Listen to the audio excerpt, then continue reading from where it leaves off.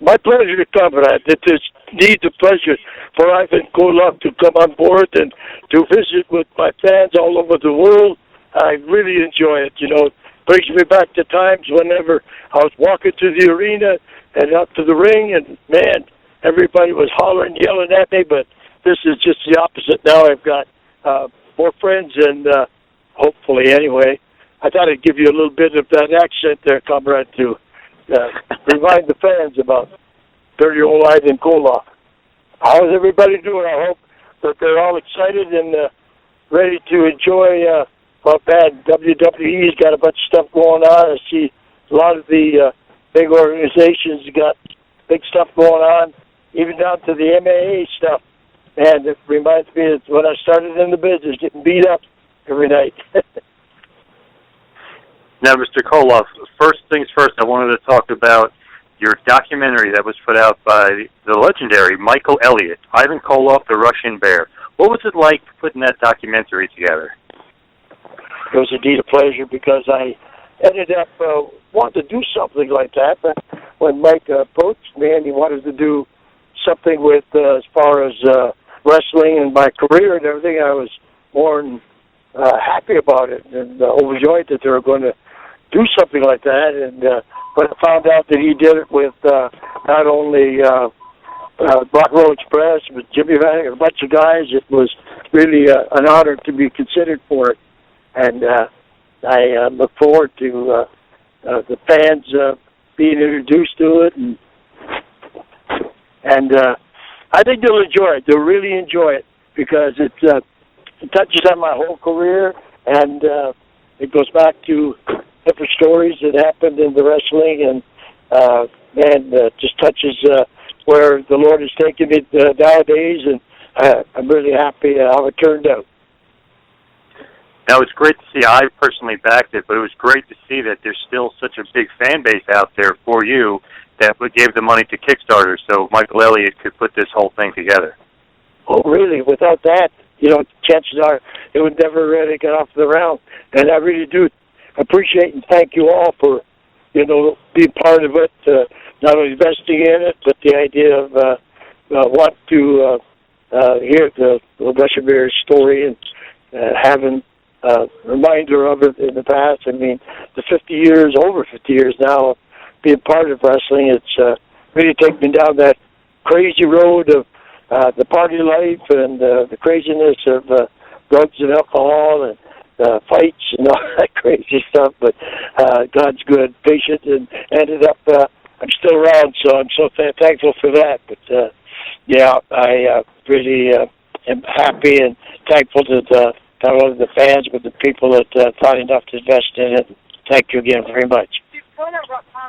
Now, one of the best parts of the DVD is obviously the WWF stuff, and surprise, surprise, guess who's on the DVD? The living legend, Bruno Sammartino. What's your relationship with Bruno over all these years?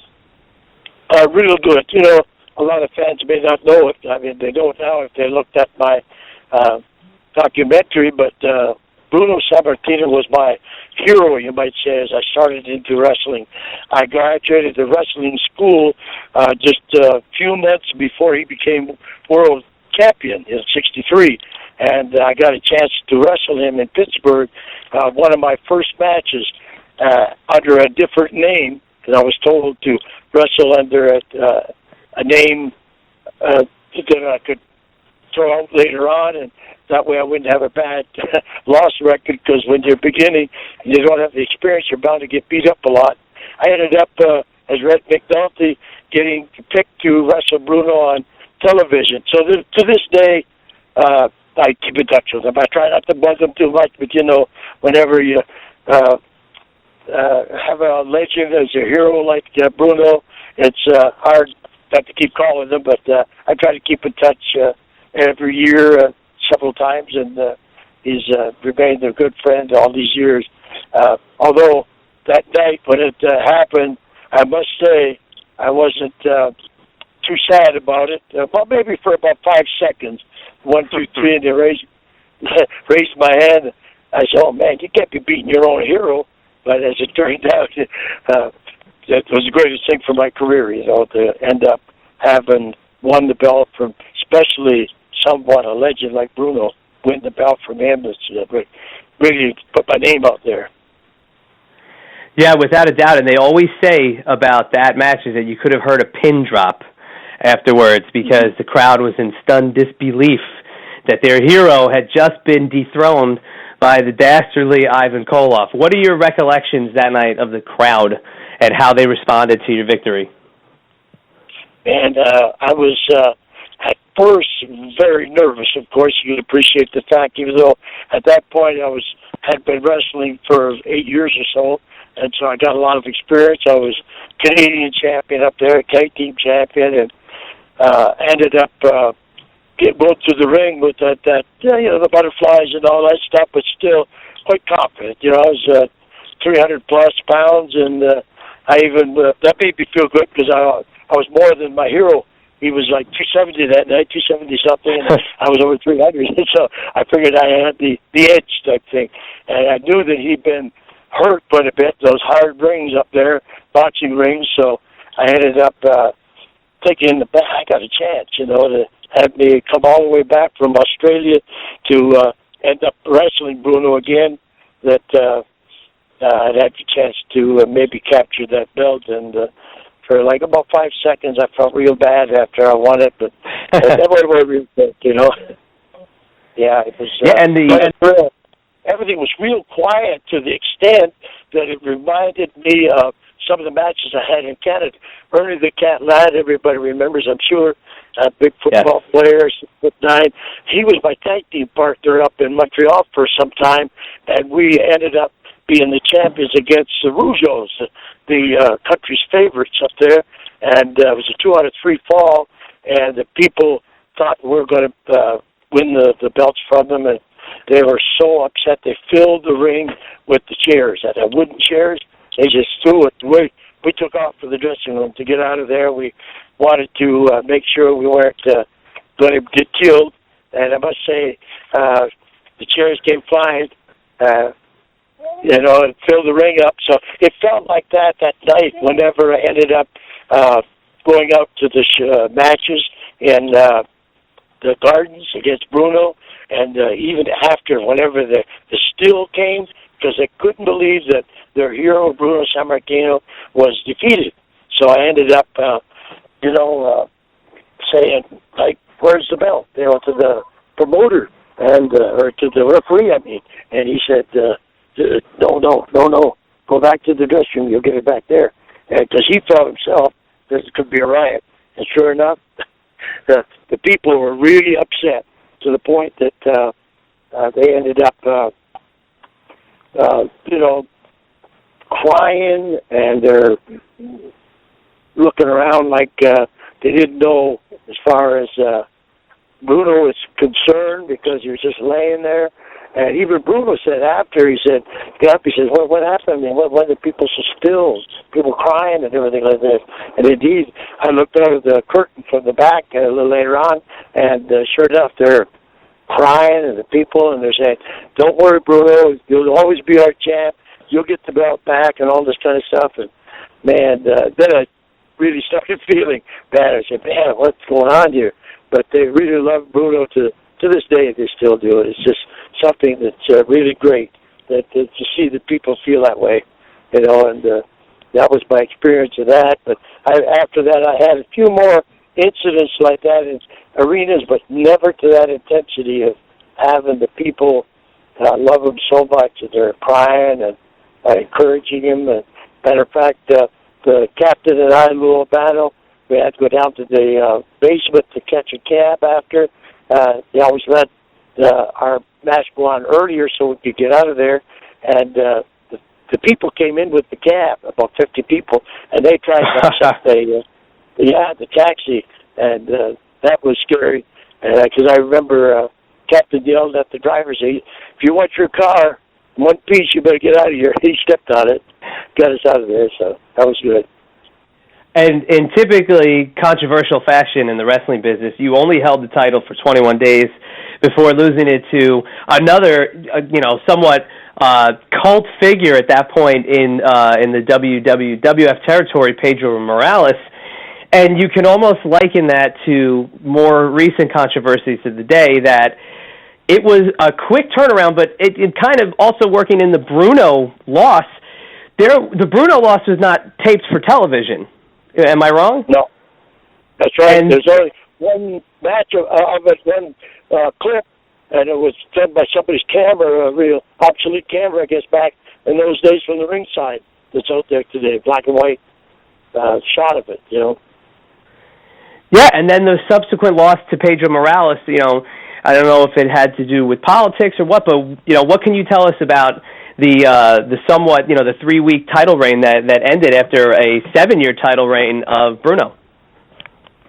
Well, of course, with Bruno, it was a long stay. It was right in the middle of the ring, the knee drop off the top, and it turned out that with Pedro, I even tell people today that, say it just in jest, but actually it was the truth.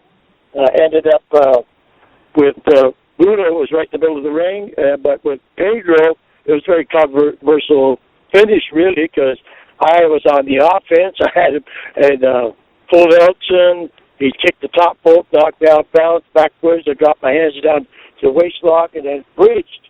Not a complete bridge, but it was into a bridge while I was on the offense. And they counted, instead of counting his shoulders down, they counted my shoulders down. So obviously the promotion didn't want me in that slot. So they wanted Pedro in that slot. So it ended up, that's the way it happened. There's not much you could do about it. You could holler and yell and everything if that's what the boss wants. I guess that's the way it's going to stay. But to this day, I still say, how could you do that? You usually count down the shoulders of the guy that's on the offense, not on the defense. But anyway, that's the way it happened. And it's unfortunate because I really think even holding it a few months or a year or whatever, I thought I really could have done well with being the champion.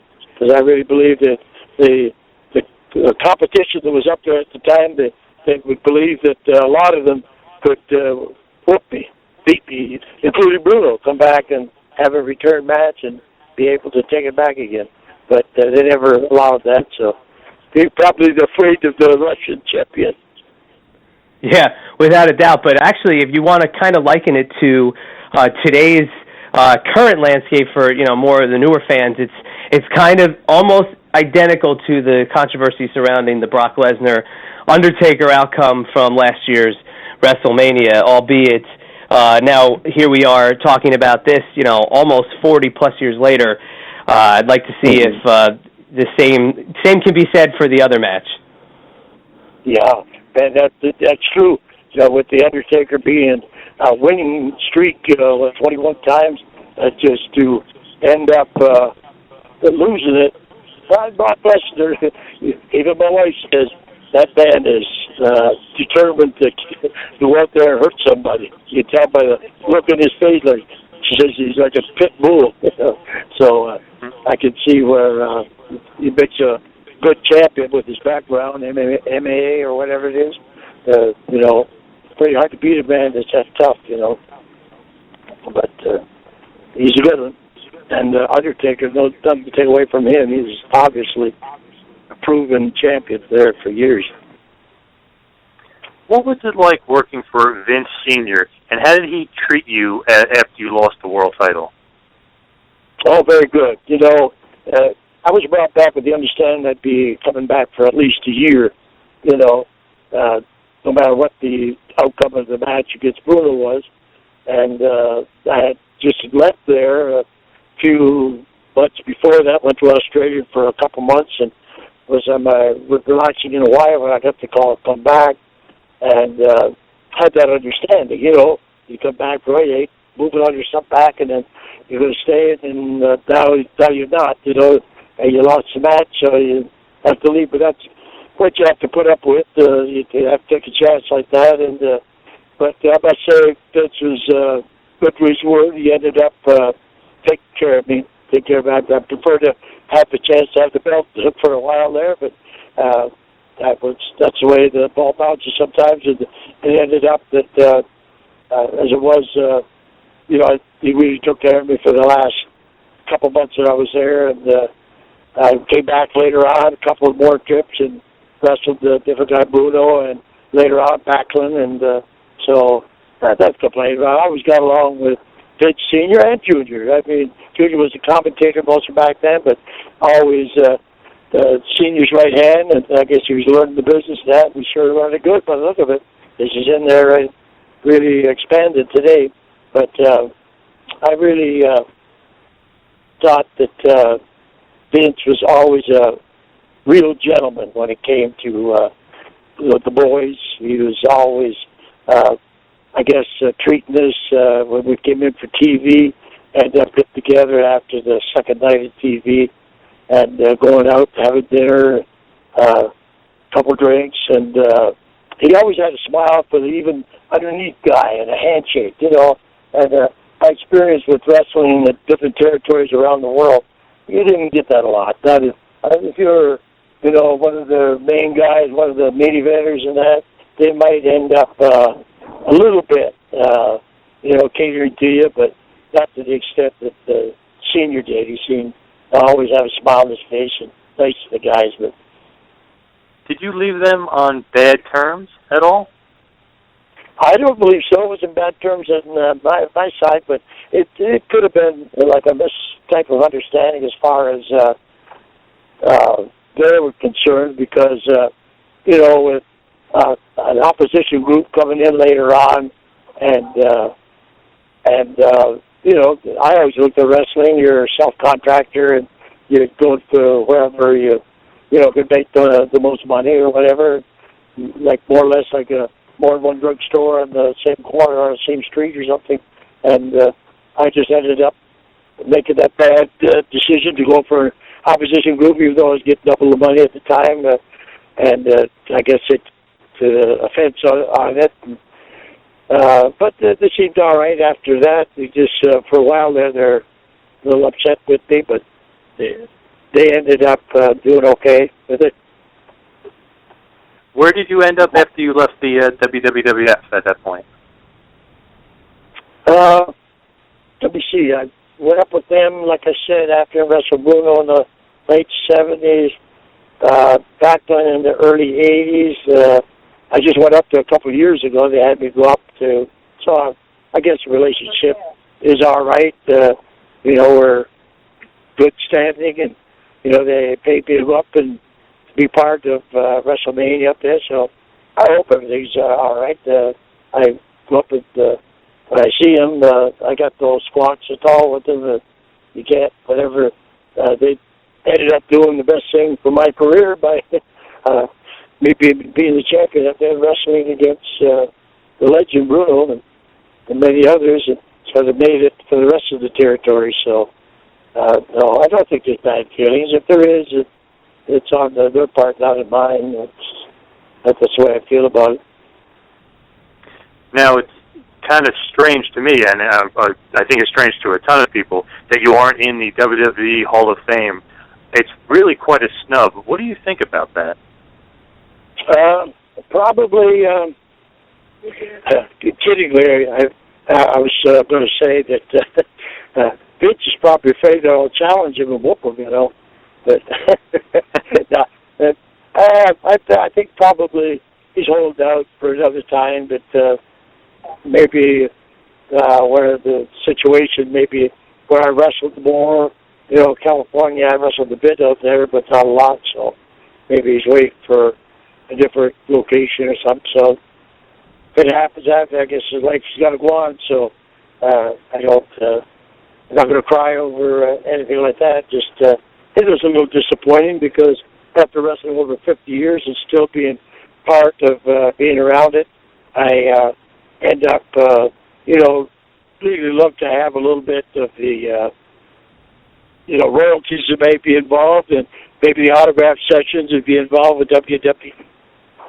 And, but if that's not to be at this time, okay, just said, well, yeah, I'd still get some shots anyway, so, but maybe later on, I hope it'll work out. You would think that they would want the most legendary villain possibly in their history, the guy who beat Bruno Sammartino after 7 years, in the Hall of Fame, right? Well, you'd think so, yeah. I think that I suppose, yeah, look, when you look at it that way, like I was actually the third person to ever have the belt, to get it from someone like a legend like Bruno. Yeah, the significance of it to me is real, to the people, man, that they would think that, man, what's this guy even alive today? Must be, it's not committed around. Just Bruno, myself, and a few others that still alive from that era, So, hopefully it'll happen one day here, and not too long in the future, because, I would like to be still in good enough health to be able to participate in doing some things after, I'll keep my fingers crossed here, and I know, just go on with life, and probably Hollywood's going to call me anyway any minute now, or I'll win a big sweepstake or something, Yeah. Yep. Or maybe the fans are going to order my documentary from my site, ivankoloff.com. Yeah, there you go.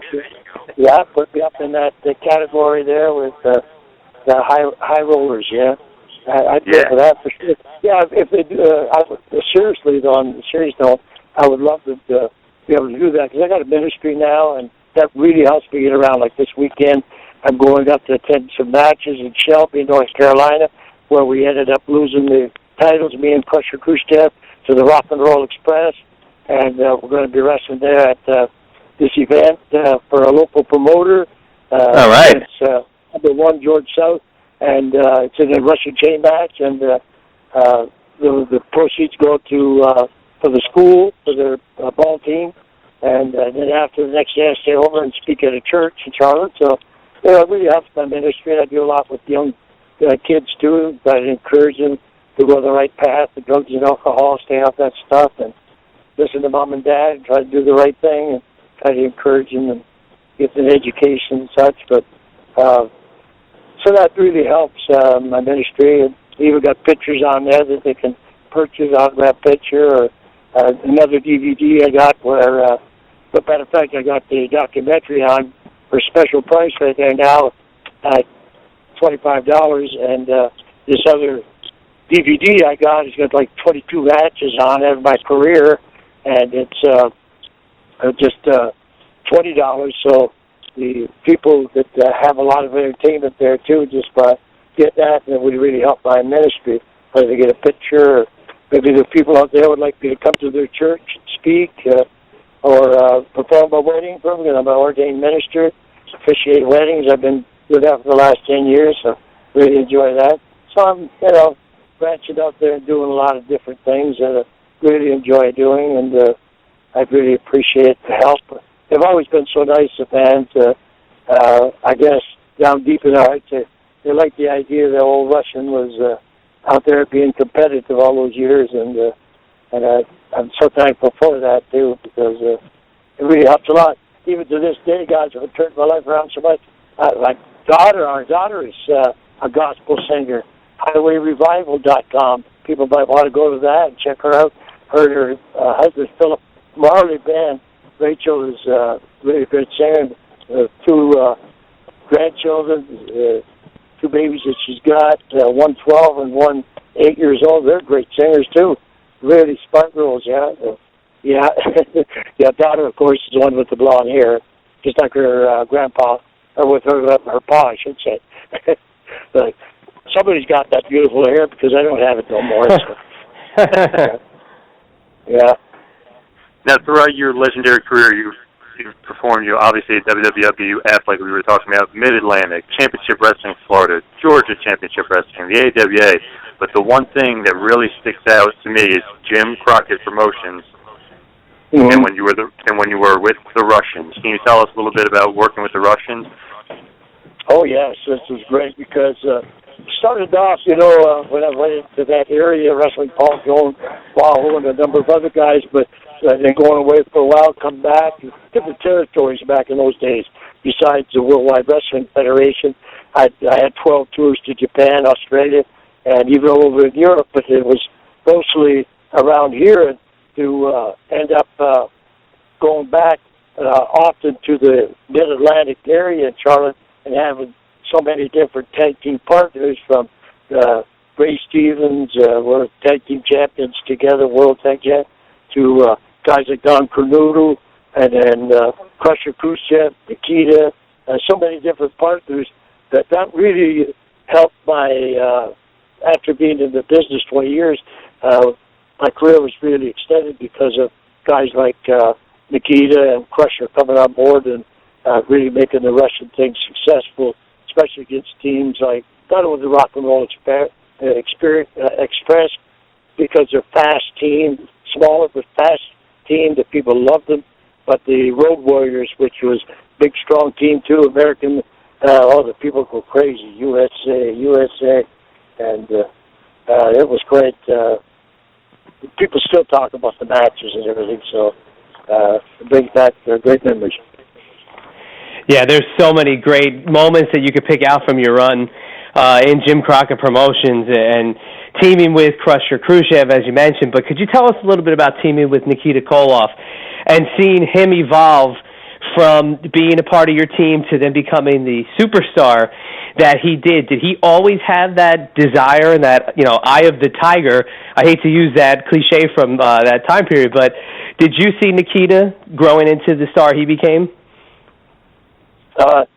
Well, I was hopeful at the time, because I heard that he was, great shape, and I said, man, this guy's got the possibility to do this, because he's a college graduate, he's real good sportsman as far as ball is concerned, and he's a go-getter, like that thing, great shape, close to 300 pounds, and I just took the word at first, but it was like whenever I met the guy and realized that this guy is on the ball and goes all out, I think, like you just said, that cliche is very good for Nikita because, he put his 100% effort in.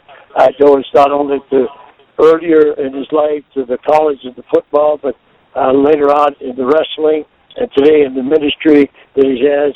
He goes all out, and I'm so proud of him and so glad, but and a little surprised because, whenever you come from just being in football or whatever other sport to a new sport, and it's like totally different, and you got to just go by one day at a time, and that's what I pretty well did, tried to show him one thing a day, like, top wrist lock, reverse, bear hug, how to get out of it, the psychology of it. I mean, it took a while, and I said, whatever you do, you got to be aggressive, and you got to be strong in there. You got to be tough, and don't be talking to people. Just let that mystique be there that you're, does you speak English or not? And he did it perfect for over 2 years. He was just, people didn't know what was doing, and he just went around with that accent and just really aggressive. And he thought, matter of fact, sometimes too aggressive. He'd knock not only his opponents down, but I even had to complain to him because when I tagged him sometimes after we got started a bit, he'd slap my hand so hard, I'd be like, ow. And then he'd come in to go out of the ring while I tagged him, and he bumped me with his elbow, and he hit me so hard, and then bony elbow, he hit me, and I go, man. So I called him aside to dressing room, and I said, Nikita, I'm your partner, don't kill me. He laughed because he knew what I was saying. I was just more kidding than anything, but I loved it. I told him, I said, no, you just keep it up. That's what you have to do. You have to be strong out there, tough, and that's what's got to come across to the people, and he did. You can't knock success, and he ended up being successful at it, and I don't think there's anybody else I can think of went from one sport into another and turned it around and was, successful as he was in the wrestling. Even after he left me for that dirty, dusty road, he ended up going partner in Magnet DA, had their car wreck, and Dusty needed a partner, and of course he was the booker at the time, so there goes Nikita. But anyway, there's never any complaints about Nikita, and the thing I told Crusher when they were with me, if you ever get an offer and it sounds like it's good, you want to go for it, Just tell me about it, go. That's it. Nikita didn't have a chance because they asked him not to say nothing, but it was still, they knew that they had my blessing on it because it was something that I wanted to not stand in their way as a career. We remained friends.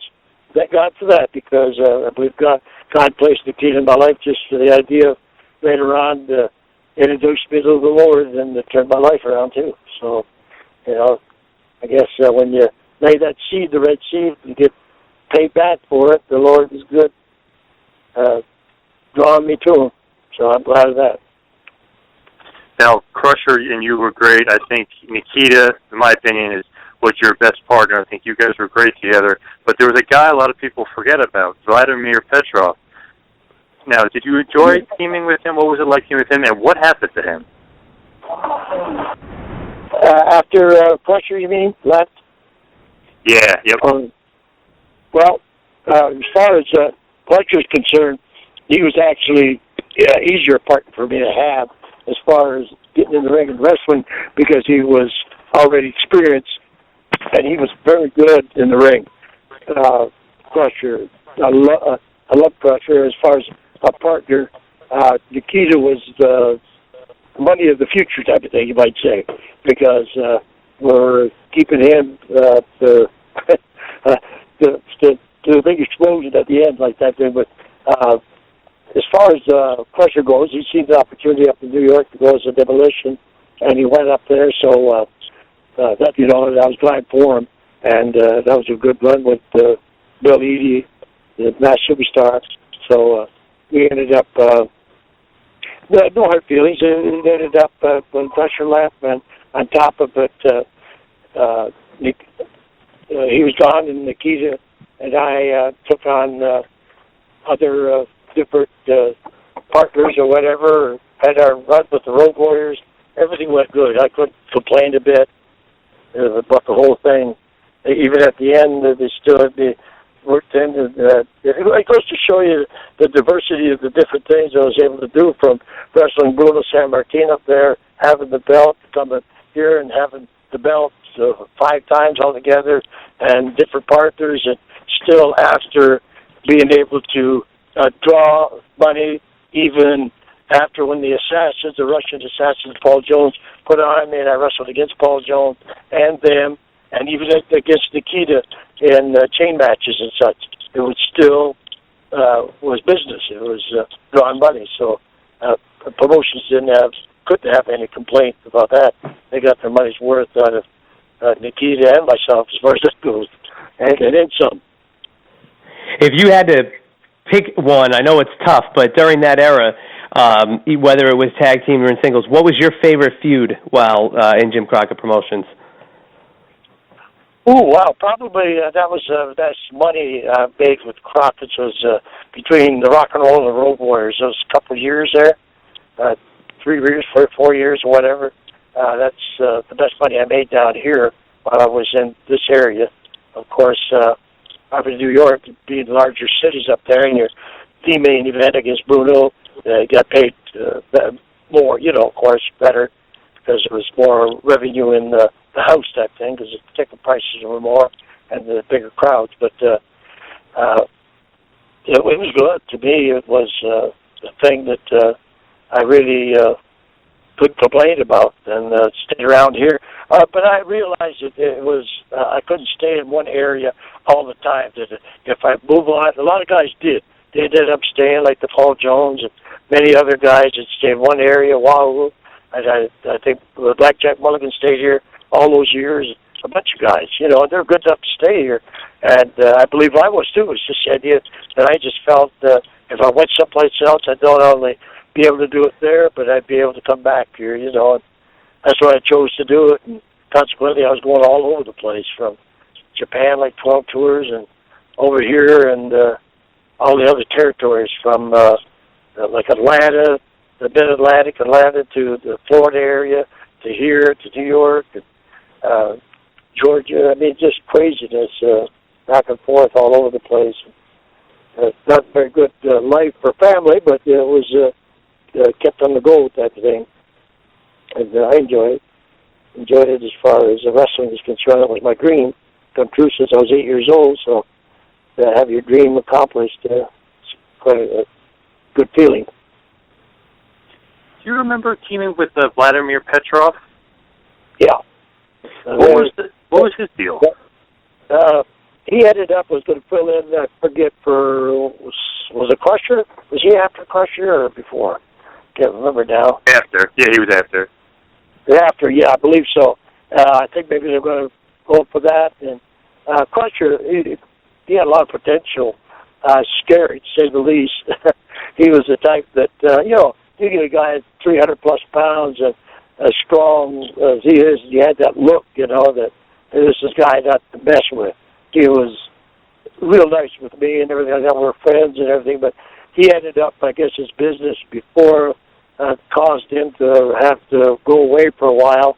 I guess he was breaking the law or in with a group that was breaking the law, and he ended up catching up to him, and he had to go for that. But he ended up, later on being able to come back, but at that point they had taken care of him so well that he ended up not wanting to come back to the wrestling. I guess the favor he did for the big guys, I guess he ended up being set up in business. That's the way I understand it, because I tried to get a hold of him after the 2 years was up, and he says, no, I'm all set down here. And I set him up in I guess, a big food market, and it was his, so he was all right with it.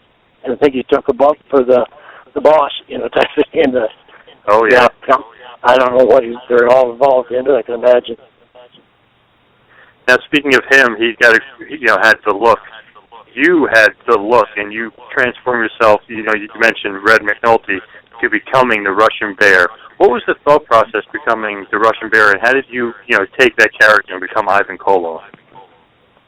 First, in the wrestling school, I was given that Red McNulty, Irish, more or less, like the Sheamus, the guy that's up there now in WWE, red hair, the beard, everything, and I was pretty big at the time, going close to 300 pounds, and was like, I was the Irish rogue, they were calling me, but that was good for learning, starting off, and it took me out to the West Coast for a couple of years, and I ended up really learning a lot, so a lot of guys helped me out there in that area, Don Leo Jonathan, the McClarty brothers, and whole bunch, Dutch Savage and everything, and he ended up,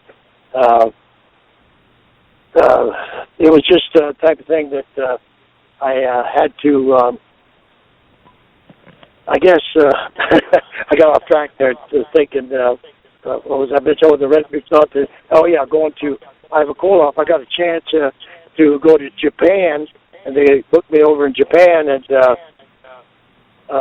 they ended up in booking me over in Japan. I met the promoter's brother from Montreal, Jacques Rougeau. Johnny Rougeau was the promoter, and he ended up giving me the name when I went to Montreal, and that's why I ended up doing so good in Montreal.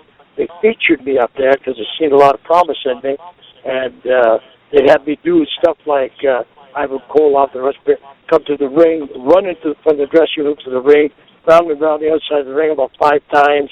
They announced my opponent, and then they announced me, and I'd jump in the ring, attack my opponent, beat him up, and put him inverted backbreaker over my shoulder, and then turn around and jump out of the ring, round and round the ring about 5 more times, run back to the dressing room.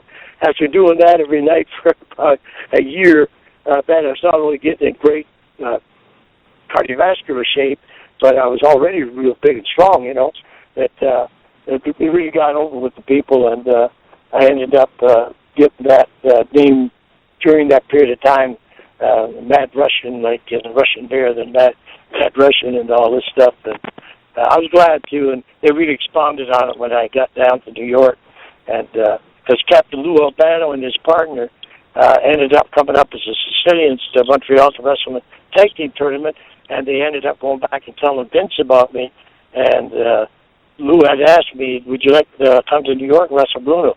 I said, you kid, wrestle my hero? Yeah, I'd love to. So in '69, they had me go up there, and that's where I got the handle and the name and everything. Wrestled Bruno for 8 months or something, all around the loop, 4 or 5 times, which was unusual for anybody to come in and go that many times around with Bruno. Winning some matches, but never winning the belt. That's when I left and went to Australia after. Figured come back in a few years and try it again, But they called me back, and that sort of stuck, that handle, even over in Australia and after that in other areas. Although later on in the 80s, I realized as I was in the business a little over 20 years, I said, maybe I should drop back on my weight, body weight, 300, 280, 300 is a little much. Maybe the guys are starting to move faster, like rock and roll and all that, and ended up dropping, do a lot of running, like about 3 miles a day. I did that. I gave such great shape. They were calling me the machine in the ring. They couldn't slow me down, so I ended up getting to the point that I ended up going down to about 230, 240, and then even a little less than that for a while there, but felt great in the ring, and could do 90-minute matches. It's like nothing would bother me, but it got me ready, I guess, for that run with the Russians and all that, because I was a little lighter, but yet still big enough, I guess, to have some matches, and really exaggerated the size of Nikita and Crusher, also being smaller, because it made them look that much bigger, which they were. Oh, yeah. At that point, much bigger than I was. It was great. Yeah, and the Montreal territory, a lot of people are, especially I would say in the States, don't know too much about that territory. And the names, if you go through who went through Montreal, I mean, it was really all the big stars of the day, Johnny Valentine, and as you mentioned, Johnny Rougeau, who was, I believe, did you beat him for a championship in Montreal? Because it's fascinating, the territory. Could you just kind of go into it a little bit about how it was wrestling in Montreal, where you came from? Yeah, well, I came from actually Ontario, but I ended up becoming successful in Montreal, with the wrestling, and never denied it simply because the family that raised me is a French family, and the French didn't know it, but they're being attacked by one of their own there. And I really thought that what they're doing up there was great, and I didn't understand a lot of it because I didn't speak the language, but I could pick up the vibes that the people really got into me, so much so that the riots, I had people shoot stuff at me, like they take leather elastic bands and to bend the nail and shoot it like a slingshot and shoot it at me, which was very dangerous. When did they hit? I don't think they did, but hit a fan or something. But one night I came back wrestling in Three Rivers, Quebec, and I had a nail shot in my head. It was bent, the nail, but it was in my head. And I said, what the heck? How did a nail go in my head? And I figured out what happened. But that's just the way I had to fight my way through the ring, and especially back from the ring. The people would be so high, especially if I ended up beating the guy or they weren't happy with the finish I had. They ended up trying to beat me up. I had to fight because that's why I got in the habit of trying to always tag up with a big, strong guy, like the guys like Hans Schmidt back in those areas, the Cat Lad, guys like Nikolai Volkov and Nikita later on. Oh, Ray Stevens, the guys that I knew, Dick Murdoch even, that were good with their dukes, and the Sweet Hands. Some guys that were real good with them knocking out people. I said, I want to take the partner, because that way I just have to walk behind them, But I found out even guys like Rowdy Piper, man, we had riots with Rowdy and a couple places, man, that were quite extreme, to say the least, because Rowdy was really a go-getter. He was out there and a very aggressive guy, and we ended up getting in a lot of fights to and from the ring. And I can remember one night in Denver, Colorado, one guy jumping on my back. There was two guys there. It turned out that I threw him off. I was about 300 pounds, so I was pretty strong. And I had wrestled Billy Robinson for a 45-minute time limit match, and this is on the way back. And another guy jumped on my back, and I had to get rid of him. And I got rid of him, and I was going to kick him in the face, and I had him down, and his guy was yelling, "Leave my dad alone."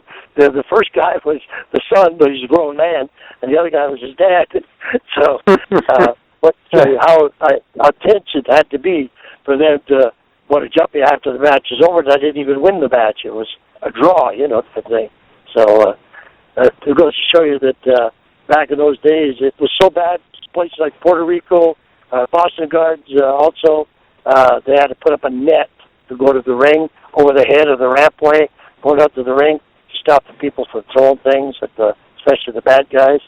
But, it was very, very intense that whole time down in the Mid-Atlantic, to say the least, because, most of the buildings, no matter where you wrestled back in those times, especially in the South, they had a license there to sold beer, and ended up the people, by the time your match would come up towards the end of the show, they'd be half lit, and they get pretty brave then.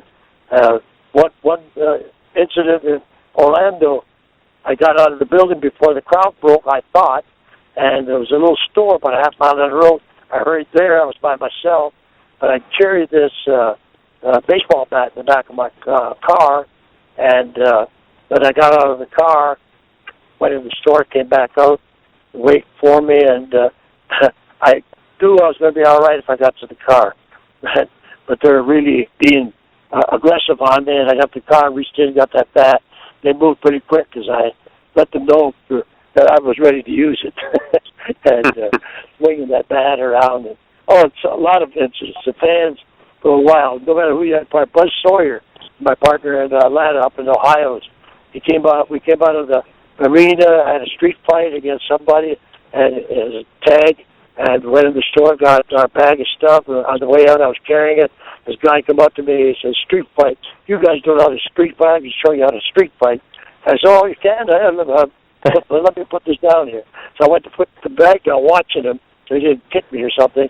By the time I raised up again, come through the door, the guy was up in the air, was squashed him on the concrete, and was picked the guy up and was shaking him like a rag doll. And the police pulled up, and like Barney Fife got out of the car, and he had the gun pointed at Buzz, and he said, drop that man. Like that. I thought it was kind of funny, but boy, Buzz was hurting the guy. I mean, he was rubbing his face in the concrete, but he wanted a street fight. He asked for it. I mean, I guess he was willing to street fight me, but not Buzz. Yeah, that's what it was.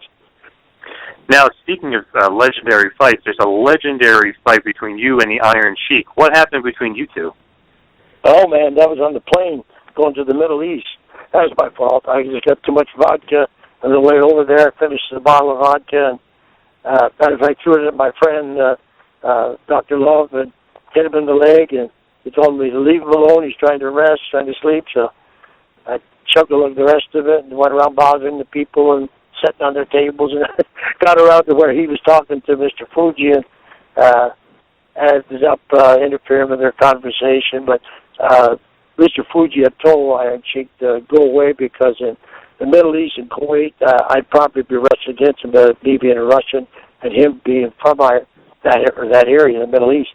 And so I ended up, of course, in my drunken stupor, listened to this, not once, not twice, but the third time he told him, Fuji was telling the story the next day.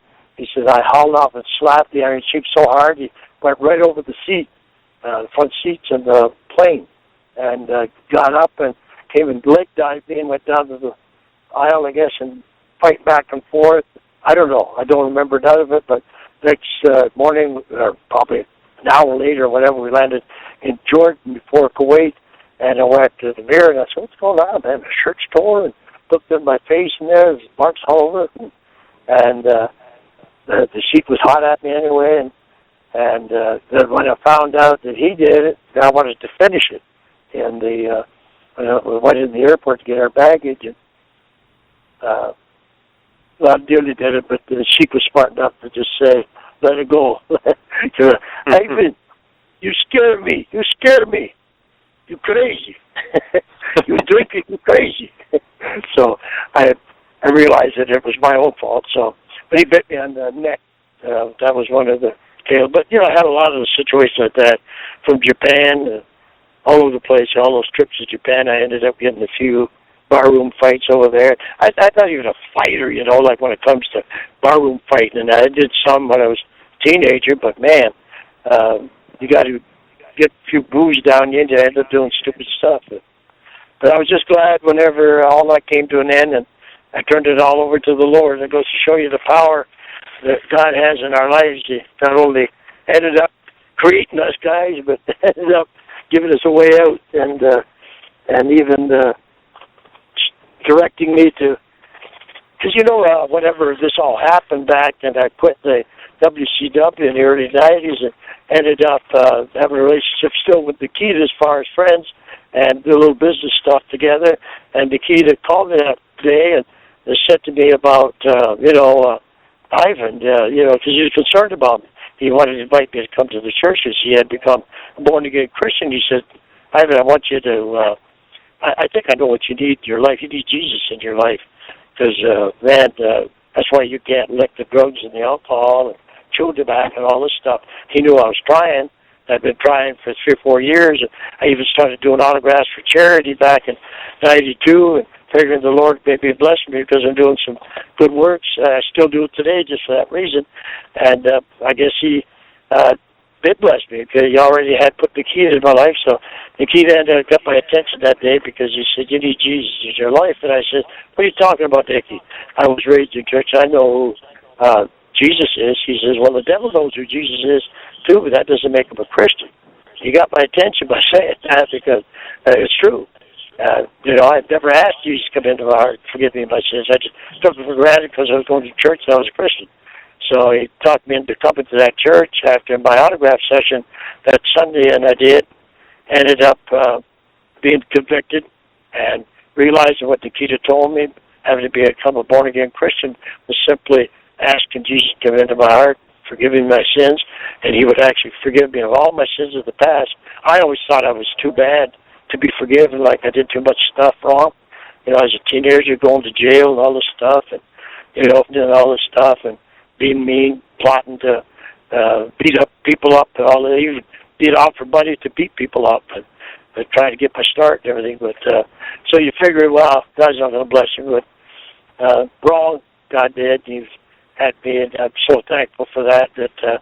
Today that doesn't make me perfect, but he does say it makes us righteous, and it's not by anything I did other than accepting Jesus as my Lord and Savior. Just the fact that Jesus paid the price, and I can claim that victory that he won for me, and I'm so glad now that I got another chance. I had old age in my life, but now so I pursue the church work and go out there and really enjoy it, talking to people about the Lord. Whenever you got a past like mine with drugs and alcohol and fighting and all the crazy stuff, and God still has mercy on you and it still leaves you away, then it ends up really impressing you to end up that I feel now that it's not something I've got to do because you can't go to heaven with your works type thing. God has already paid the price by Jesus dying, his son dying on the cross up there, so all I got to do is believe that by faith and receive it by just realizing that even if I slip up a little bit, I feel bad if I do. And all I got to do is, sorry, Lord, know that he already paid the price for it. I just want to do better the next time. And he's still working on me, of course. The way I understand it by the Bible is that he will to the day I die, but he's trying to take me a certain place, and I want to accomplish that for the Lord after all he's done. But that's what it is today. Got a good ministry with my wife here, my better half. Yeah, Renee is real good. She takes care of all the computer work and booking and stuff like this. She's there for me and even keeps me company, and that's great. Patches me up when I'm beat up. He encourages me when I'm down, and she makes a good team partner. And man, my daughter is a gospel singer now with the grandbabies and everything. Man, I'm so happy to be doing stuff.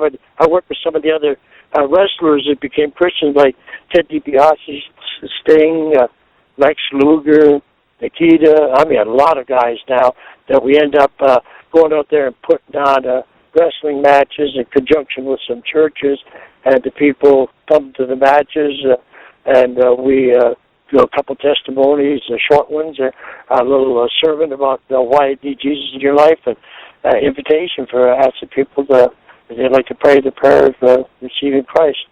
And been very successful at that. And I really enjoy doing stuff like that, and just going to churches and give my testimony and officiate weddings. Of course, this is Ivan Koloff's way of getting even with the American people now. How I'm ready. Only kidding, of course. Well, I really enjoyed this, guys. I talk all night here. I go on and on. Sorry about that. Oh, no problem. I was just going to say, do you ever experience, being a minister, you ever experience people being shocked that, the villainous Ivan Koloff is, now, basically their minister? Oh, yeah. A lot of us said, man, I didn't realize that this happened or change in your life, And, of course, most of the church people are happy to see it, but the other people, I think, astounded. And I think I've had people call me from New York and just heard my testimony in writing, and ended up receiving Christ because of it. And say, well, if that crazy guy, knowing all the crazy stuff I've done, I haven't told you hardly anything of my career type thing. But one thing, even all the stuff, the fightings and the drugs and all that stuff, I even had the privilege of being a referee for a couple of the wrestlers when they got on a line in the bars and at the studio. Walter McDaniel against Don Jardine, one incident back in the 70s, and another one, Brian Blair and Matt Bourne up in Ohio. Anyway, I don't want to get into that, but I've always seemed to be one to pick to be the referee. If they're breaking the holes because they're both my friends, I don't want to see them end up hurting each other. So if they went to the hairs or the eyeballs, or cheating or something, I'd say no cheating. Yeah. Anyway, it's in my book, a lot of these stories, and they get my book to online, or go to crowbarpress.com. That's my publisher, Scott Teal. Crowbar Press, like the crow, all one word, crowbarpress.com. I got a box of them right now, so they can get some from me as long as I got them. If not, get them up there from Scott. But, go online if you don't mind, folks out there, and you've been so generous and kind to me with the doing the documentary and help support it and all. I really appreciate that, and just help with the ministry now. We'd be tag team partners together forever. We just have a few more questions for you. Obviously, the book is that Wrestling Fate, the Bear Facts, and then another book, Life in the Trenches. 2 books available for Ivan Koloff there. But I just wanted to say, what was your favorite match of all time? Oh, against Bruno for sure, because he was my hero, and probably significant-wise, would have met with the WWE belt was, so important, and it meant a lot to me. But I've had matches with some very great people like Andre the Giant. Walter McDaniels, some famous people. Right down to guys like Danny Hodge that I really admired as far as being like a AAU Ken Shamrock. So many guys. I couldn't even mention them all. My friends like Black Jack Mulligan and all my friends, all around. Just all those matches. I go back and remember so many of them but that one would have to stand out. Is Bruno your favorite opponent of all time as well? Yeah, Bruno, yeah. For the belt, of course, Nice. Now, what would you say is your lasting legacy on the wrestling business? Lasting legacy? I suppose probably, other than the enduring part, no matter what territory I went in, I ended up being successful. It's just the idea of winning the belt, I guess. That had to be the most thing that people really associate me with right away. That probably first, second, the run I had with Nikita, I think right there now, because that really was entertaining to the people. They really enjoyed that, I think, at that time. Well, Ivan, this has been an absolute just treasure for John and I to talk to you. We thank you so much for your time. And again, the website is ivankoloff.com. There's a merchandise page. There's the contact info if you'd like Ivan to officiate your wedding or come speak at any of your functions. Please check out the site. And once more, Mr. Koloff, if you don't mind sharing just a few other places to find your great merchandise. Yes. Well, of course, the book, Scott Teal, that's crowbarpress.com. Crowbarpress.com for that. I'd like you to check out my daughter's page, highwayrevival.com. And I'd like to put a plug in for my friend, too. We do talking about this being a podcast, but Friendly Box Breaks, Jody's Friendly Box Breaks. He does a lot of stuff we do together. With the stuff he does with the different sports, but Joey's Friendly Box Breaks. But I think that's about it, other than maybe some shots I'm having in the near future going up at the end of the month here out to WrestleCon out in California to do autographs. I'm going to be out there for a couple of days, the Friday and Saturday, San Jose, on the 27th, I think, till the 8th, just before WrestleMania. So I'll be down there doing autographs with WrestleCon. And other than that, I still attend some shows. Got the Ivan Koloff Tag Team Tournament matches in Clayton, North Carolina. That's on April the 4th. They have that for the last 8 years. They honor my name type thing by having a tag team tournament there. That's in Clayton, North Carolina at the Fitness Center. And this Saturday, as a matter of fact, I'm going to be in Shelby, of course, wrestling George Sullivan, the chain match. A lot of different matches going to be up in Hampton on the 1st of May, first Saturday of May. Wrestling up there with some of my old emissaries. I think Lodi's supposed to be there, Tommy Rich. Oh, man, I just forget some of the names up there that's going to be up there. Those guys like Tommy Rich going to be up there, and Wildfire, Tommy Rich, and a bunch of guys up in the Hampton area. And check out my site to get the address there. And again, thank you, fans. Thank you, my friends out there.